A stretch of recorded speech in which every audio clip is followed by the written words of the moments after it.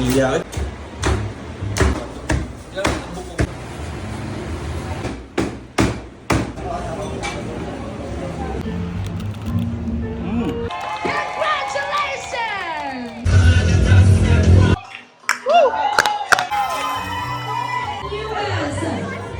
Why not serve lechon, the ultimate Cebuano food? Kuyugay ko ninyo karon nga mukaon sa lamian nga sa Bulachon diri sa Chicachon. Located din siya sa Salinas Drive, Cebu City. Ug dili ra kay lechon na ilang gibaligya diri.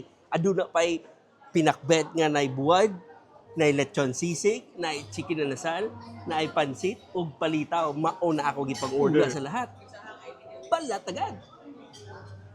Dahil igin basta sa Bulachon mga kabidya. Tasted improvement yun. Panit pa lang. Ulam na.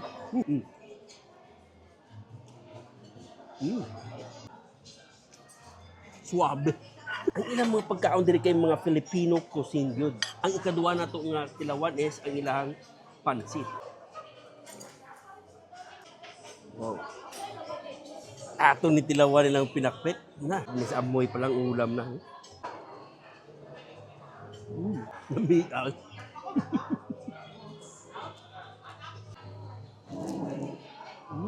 Solid yung pinakpit eh. Malasahan ni mong ginamos. Ang freshness sa utan. Ang karne sa baboy, ang combination. Then ang timpla. Grabe, juicy kayo. Presko kayo gigamit nilang utan. Huwag din the best. Atong tilawan nilang sisig. Lechon sisig. Sabi. Mao to mga kabidya, humar kaon tre sa Chicachon og salamat kayo nga inyong ming gi-invite sa inyong grand opening as in aligre kayo na pay mga sayaw-sayaw naka-apid mo noon tug sayaw noon og na inilugay nga kwarta og candies. Anyway, kaning ilang lugar is lapad kayo, daghan kay kalikuran, daghan kay kaparkingan, na aduna sila sa second floor og ang the best day mo no, abi mo kung sa ang ilang lechon. Grabe ka lang, may juicy, crispy panit. Ang panit sa buruso kayo. And ang ilang mga pagkaon, ubay-ubay yun.